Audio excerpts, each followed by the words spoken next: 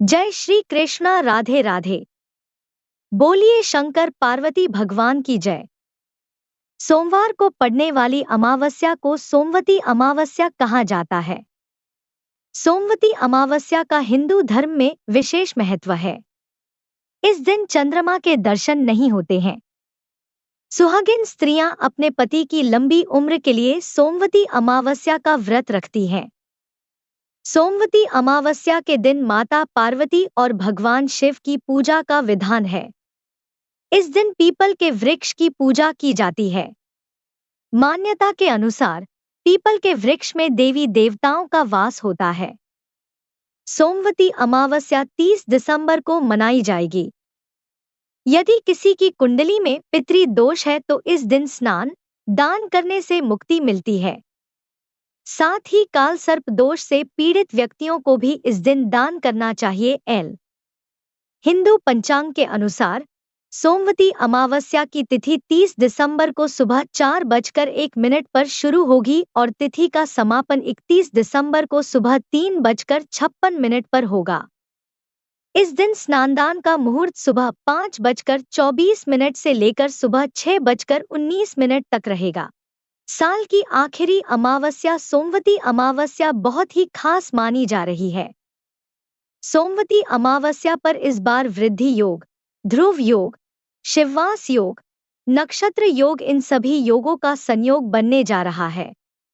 इस दिन किसी पवित्र नदी, तालाब या कुंड में स्नान करें और सूर्य देव को अर्घ्य दें। गायत्री मंत्र का पाठ करें। इसके बाद भगवान शिव की पूजा करें। पितरों का तर्पण करें और उनके मोक्ष की कामना करें। पूजा पाठ के बाद किसी जरूरतमंद को भोजन और वस्त्र का दान करें। इस दिन देवी लक्ष्मी का पूजन करना भी शुभ माना जाता है। सोमवती अमावस्या के दिन सुहागिन स्त्रियां पीपल की पूजा करती हैं। सोमवती अमावस्या के दिन भगवान शिव की विशेष पूजा अर्चना करके कमजोर चंद्रमा को बलवान किया जा सकता है। सोमवती अमावस्या व्रत कथा। एक गरीब ब्राह्मण परिवार था। उस परिवार में पति पत्नी एवं उसकी एक पुत्री भी थी।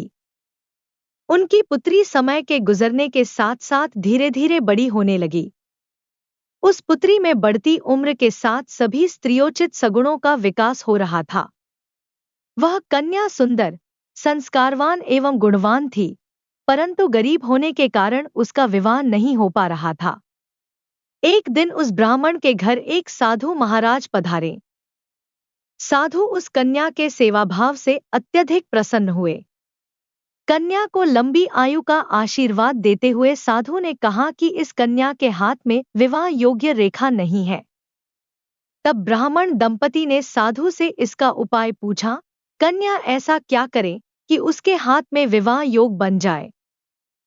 साधु महाराज ने कुछ देर विचार करने के पश्चात अपनी अंतर्दृष्टि में ध्यान करके बताया कि कुछ ही दूरी पर एक गांव में सोना नाम की एक धोबिन महिला अपने बेटे और बहू के साथ रहती है, जो बहुत ही आचार विचार एवं संस्कार संपन्न तथा पतिपरायण है। यदि यह सुकन्या उस धोबिन की सेवा करे और वह महिला इसकी शादी में अपने मांग का सिंदूर लगा दे तथा उसके बाद इस कन्या का विवाह हो जाए तो इस कन्या का वैधव्य योग मिट सकता है। साधु ने यह भी बताया कि वह महिला कहीं बाहर आती जाती नहीं है। यह बात सुनकर ब्राह्मणी ने अपनी बेटी से धोबिन की सेवा करने का प्रस्ताव रखा। अगले दिन से ही कन्या प्रातः काल ही उठकर सोना धोबिन के घर जाकर साफ सफाई एवं अन्य सारे कार्य करके अपने घर वापस आने लगी। एक दिन सोना धोबिन अपनी बहू से पूछती है कि तुम तो सुबह ही उठकर सारे काम कर लेती हो और पता भी नहीं चलता। बहू ने कहा, माँ जी, मैंने तो सोचा कि आप ही सुबह उठकर सारे काम खुद ही खत्म कर लेती हैं। मैं तो देर से उठती हूँ। यह सब जानकर दोनों सास बहू घर की निगरानी करने लगी कि कौन है जो सुबह ही घर का सारा काम करके चला जाता है। कई दिनों के बाद धोबिन ने देखा कि एक कन्या मुंह ढके अंधेरे में घर में आती है और सारे काम करने के बाद चली जाती है।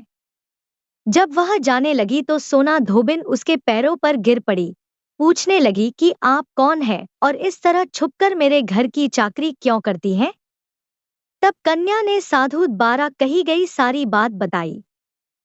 सोना धोबिन पति परायण थी, आता उसमें तेज था। वह तैयार हो गई। सोना धोबिन के पति थोड़ा अस्वस्थ थे। उसने अपनी बहू से अपने लौट आने तक घर पर ही रहने को कहा।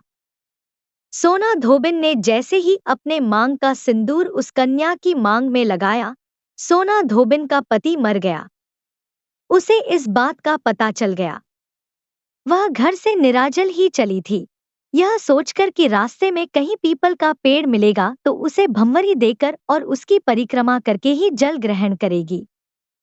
उस दिन सोमवती अमावस्या थी।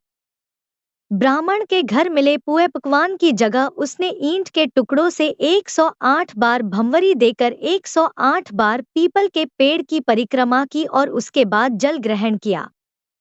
ऐसा करते ही उसके पति के मृत शरीर में वापस जान आ गई। धोबिन का पति फिर से जीवित हो उठा। बोलिए शंकर पार्वती भगवान की जय।